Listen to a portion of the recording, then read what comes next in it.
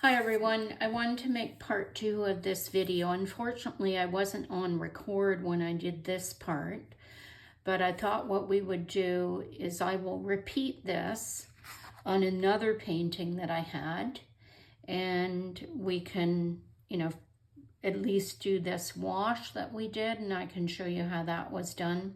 This one's slightly different. I put the island in here beforehand.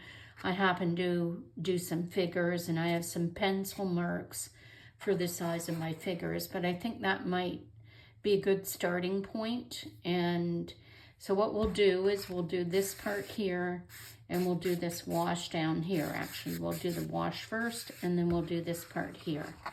And that should be good enough for part 2. So bear with me while we do that. Okay, so the first thing I'm going to do is I'm going to clean up some of this painting, because you'll notice at the bottom here it has dripped down quite a bit, and that might have happened to you as well. So I'm going to take a scrubber brush. This one is not very strong. It's softer bristles. It's just a filbert shape scrubber brush, but it should work fairly effectively to get rid of this hard line here. And I'll usually start with this one because the other ones I have are quite a bit harsher, and they start damaging the paper on you. So we're going to just stick with this one initially, and then if we need to, we'll go to a harder one. And basically I'm scrubbing, I'm wiping, I'm making sure I'm working with clean water, and softening this whole thing that's in the background, this tree line just at the base of it. And it does look like I'm going to need something a bit stronger than that, so I'm going to switch to my other one. All right, well, this one here is quite aggressive. You can actually see it taking the paper up when you use it, but it is effective. So see the little bits of paper that are gathering there, and you really have to keep wiping it off, wetting it, and then wiping it off as you go. So there's a bit of paper that is collected on there. Wiping it on a paper, wetting it, wiping it on a paper towel, especially when you get to these parts that don't lift as well, like Imperial Purple doesn't quite lift as well as other colors. Some colors are would be phthalo blue is suiting it or staining. It sinks right into the paper, and it's really hard to get up. And other colors are not as staining. When you look on the back of a tube of watercolor, they will actually tell you, or if you go to the manufacturer's website, they will tell you the properties of the paint, and they'll evaluate it on things like light fastness, the transparency, and the staining capability, as well as some sites they'll also evaluate it on the ability to granulate, which is to separate. So I think that's good enough for now. We've got quite a bit of the color back. The other thing is, here's where we're going to have this big point with the trees on it. So I'm just going to scrub a little bit of that so that we don't have any hard lines underneath that might show through. So that should be good enough for there. And the pencil marks I think will be okay, because we're going to put people over top of them. This pencil mark here is probably going to be okay, but I'll give it a little scrub while I've got the scrubber out.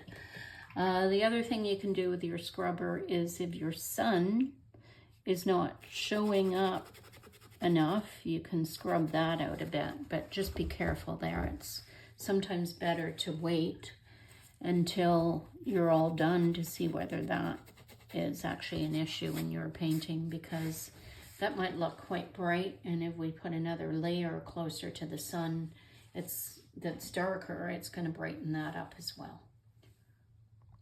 Okay, so we're back. At this point, we've got the sky, this furthest salty point, and we need to do the tree and we need to do the people. So because I had to put my sun right behind the tree, I am going to draw in the tree first and kind of figure out where that should go. I'm thinking it's going to land somewhere there. I believe the tree should, in our case, because we don't have the same perspective as the original photo, where our horizon is further up. So we're going to have to do our tree further up in order for it to look proper perspective. So I'm just going to draw in what I think the tree might look like. I am probably going to have multiple trunks here. I'm thinking I have to concern myself with the sun though, so I might have to have one trunk coming up kind of this way, and then another trunk maybe coming out over here. So that might give us, and I guess it's okay to have 3 trunks. I have a tree actually in my backyard that has 3 trunks, so I can maybe have this come across, something like that. This would obviously get narrower towards the top, but we're going to have the tree going right off the edge of the page. So if I look at the tree that I had here, I'm going to try to kind of mirror that in a way, maybe not exactly. You'll see this one has this one branch that comes across, and maybe I have my sun kind of in between there, which I could probably do. So let's put that branch out here. It could go like that. Okay, and then this one could go a bit further over if I wanted it to. So actually, once it comes past the sun, it can go further over. So I can do that. And I've got a lot of pencil marks to erase here. Let's just try to work with that. So I had this going more out that way. And this one can go up. Maybe have one coming out here. So we go right up there. And see how that would work. Something like that. So I think that might be all right. Obviously this shape needs to be corrected. And maybe I'll stir it at the trunk, kind of erase that. So it's not too many there. Lots of pencil marks. So if I put this in, like so, then I can kind of see where am I going with this. So this one is going to go across. I need a bigger petal of burnt sienna. This one's kind of going to go across like this.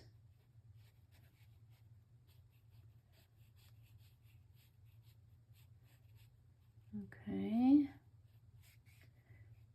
And up here.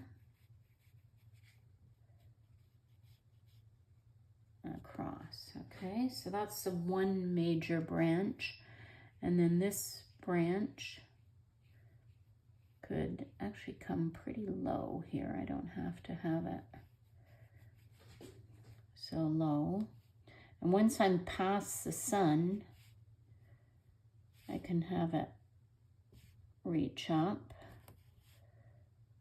So maybe I don't need that other one, but we could have a minor one coming off there. So let's go like that.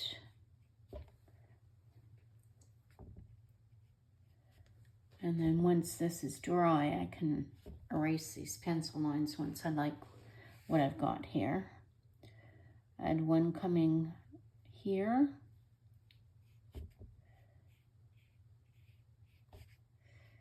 And this can go right down, like so. I kind of like this tall structure that I'm getting here. So this can come right down. Okay. And then this one here can come up further.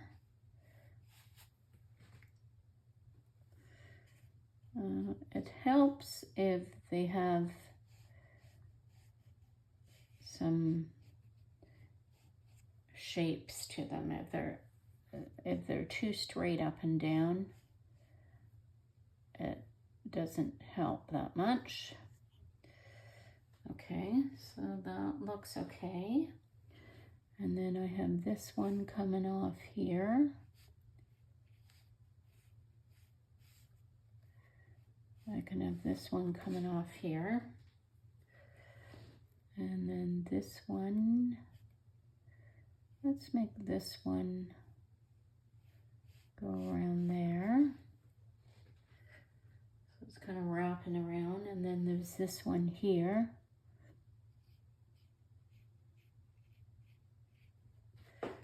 So that looks like it might work. And the whole tree goes right off the page.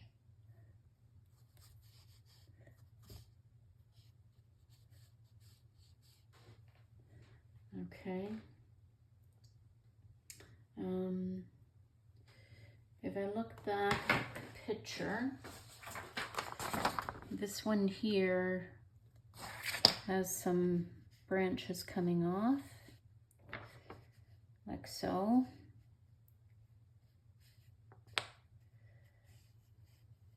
One kind of going around like this. So this is the basis of my tree so far, which I think looks pretty good. So we'll let that dry for a second. Now that we know how tall our tree is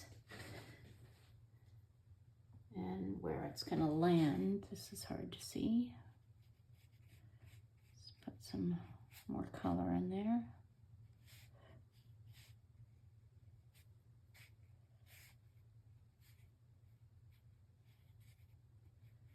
Okay. All right.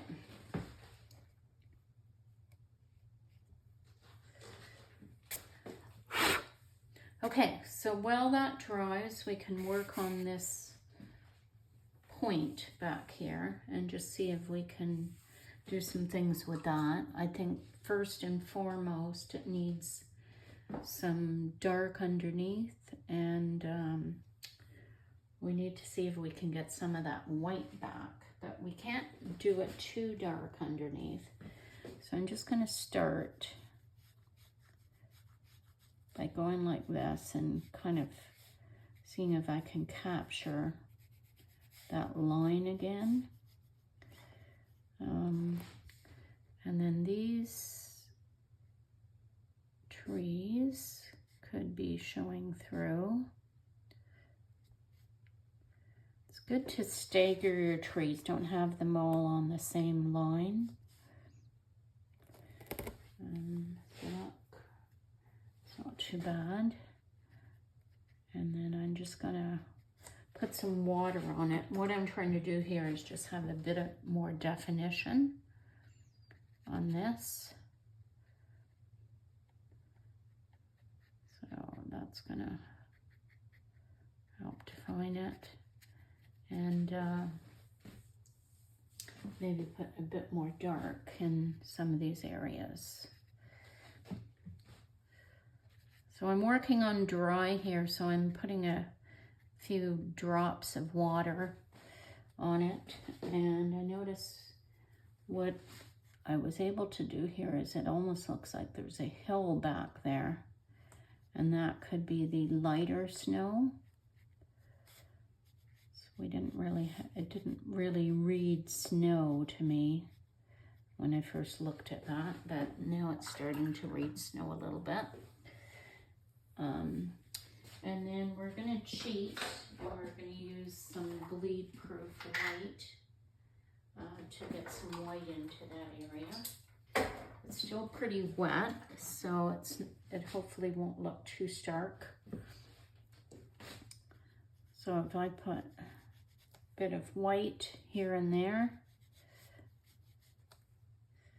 in this area, it should start reading a little bit more like snow. And then I can put some random marks back here.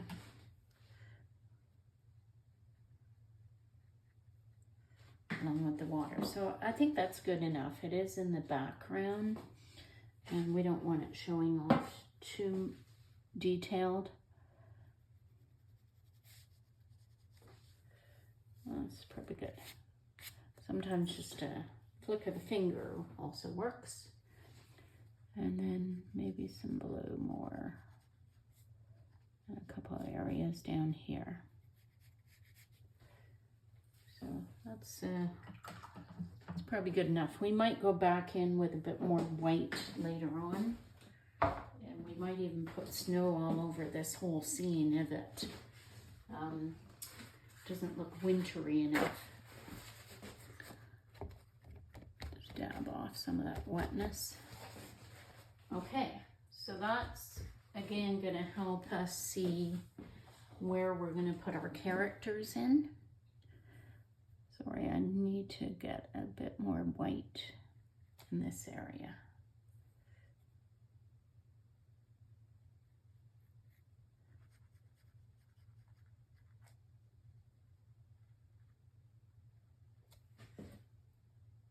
Yeah. Okay. There we go.